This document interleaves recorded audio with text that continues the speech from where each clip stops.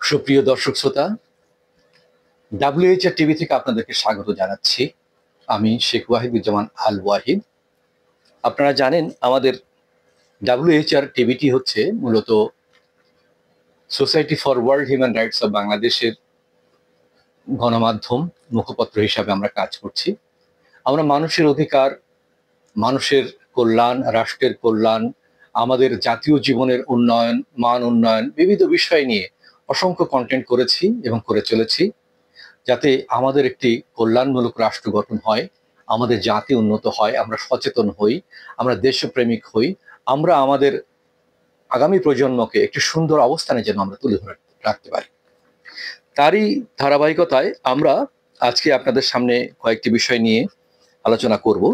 তার প্রথম অনুষঙ্গটি হচ্ছে মানবাধিকার ও মৌলিক অধিকারের সম্পর্ক ও পার্থক্য। মানবাধিকার এবং মৌলিক অধিকার এই দুটি বিষয়ে আমরা প্রায় এক হয়ে যাই, কিন্তু এর মধ্যে একটি পার্থক্য আছে এবং সম্পর্ক আছে। সেটি আপনাদেরকে আজকে জানানো বোঝানোর জন্য মূলতই আমরা আজকে এই কন্টেন্টটি আপনারা লক্ষ্য করলে বিষয়টি বুঝতে পারবেন। 1948 সালের জাতিসংঘের সাধারণ পরিষদের সাংবিধানিক সার্বজনীন যে মানবাধিকার ঘোষণাকে মানবাধিকার মৌলিক অধিকারের সংজ্ঞা ও ব্যাখ্যা প্রদান করা হয়, তাতে মানুষ সমাজে জন্মগ্রহণের কারণেই কিছু অধিকার প্রাপ্ত হয়। এই অধিকারগুলো মানুষের প্রকৃতির সঙ্গে সম্পৃক্ত থাকে এবং মানুষ হিসাবে অন্যান্য কার্যাবলী থেকে স্বাধীনভাবে সে ভোগ করে। এগুলো মানুষের প্রকৃতি থেকে উদ্ভূত হয় এবং মানুষের ব্যক্তিত্বের উপর নির্ভর করে। এই অধিকার সমূহ মানবতার প্রতি অনুভূতি দ্বারা অনুপ্রাণিত করার স্থায়ী ব্যবস্থা হলো মানবাধিকার। আইন দ্বারা স্বীকৃত যে অধিকার সমূহ মানুষের মৌলিক চাহিদা মেটানোর জন্য এবং সমাজের ও রাষ্ট্রের সার্বিক কল্যাণ সাধনের জন্য মৌলিক চাহিদা পূরণের পরিবেশ সৃষ্টি করে, তা নির্বিঘ্ন দায়িত্ব সম্পাদন করে এবং সামাজিক ও রাষ্ট্রীয় জীবনের পরিমণ্ডলে মানুষের সুশৃঙ্খল কার্যাবলীর যে গতি সৃষ্টি করে, সেগুলি হচ্ছে মৌলিক অধিকার। মানবাধিকারগুলো সহজাত এবং প্রাকৃতিক। মৌলিক অধিকার হলো প্রাকৃতিক অধিকার ও মানবাধিকার, যেগুলো কোনো ব্যক্তি দেশের নাগরিক হিসাবে ভোগ করে, যে কোনো ব্যক্তি যে কোনো দেশের নাগরিক হিসাবে ভোগ করে। মানবাধিকার মানবিক গুণাবলী দ্বারা অর্জিত ও নিয়ন্ত্রিত। মৌলিক অধিকার প্রকাশ্য ও অনুক্তভাবে সরকারি কর্তৃপক্ষ, আইনি সভা, নির্বাহী পরিষদ, বিচারালয়ের উপর সীমারেখা টেনে দেয়, যাতে তারা ওইগুলোর ক্ষেত্রে হস্তক্ষেপ না করতে পারে। সকল মানবাধিকার কোনো রাষ্ট্রের স্বীকৃত বিধিমালার মৌলিক অধিকারের সাথে তালিকাভুক্ত নাও হতে পারে। সকল মৌলিক অধিকার রক্ষা করে কোনো নাগরিকের অধিকার প্রতিষ্ঠার সুযোগ প্রদান মানবাধিকার সংরক্ষণের বিষয়। মানবাধিকার ও মৌলিক অধিকারের নীতিসমূহ বর্তমানে আন্তর্জাতিক মানবাধিকার আইনের পরিণত হয়েছে।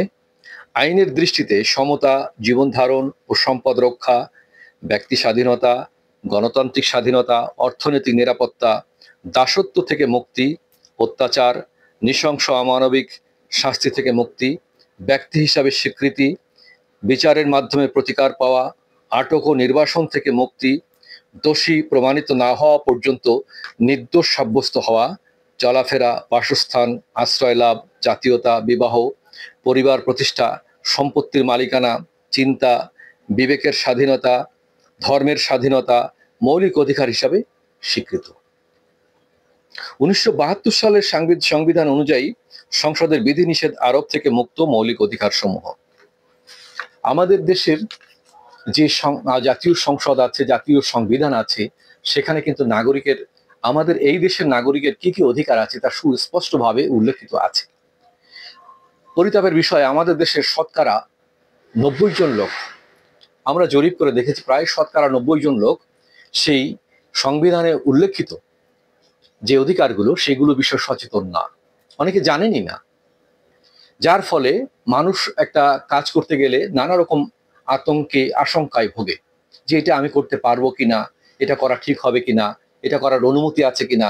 এবং এই না জানার ফলে তাদেরকে ব্ল্যাকমেইলিং করে আইন শৃঙ্খলা রক্ষাকারী বাহিনীর লোকেরা, বিশেষ করে বিভিন্ন দপ্তরে আমাদের যে কাজের জন্য আমরা যাই, সেখানে আমাদেরকে নানা রকম আইনি ফাঁদে ফেলানো হয়, জটিলতায় ফেলানো হয়, জুজুবুড়ির ভয় দেখানো হয়, ব্ল্যাকমেইলিং করে ফাইল ঠেকিয়ে নাজেহাল করে ঘুরিয়ে ঘুরিয়ে একটি যে কাজটি আমাকে তাৎক্ষণিকভাবে করে দেওয়া সম্ভব সেই কাজটির জন্য আমাকে 10 দিন ঘোরানো হয় বা মাসের পর মাস ঘোরানো হয়।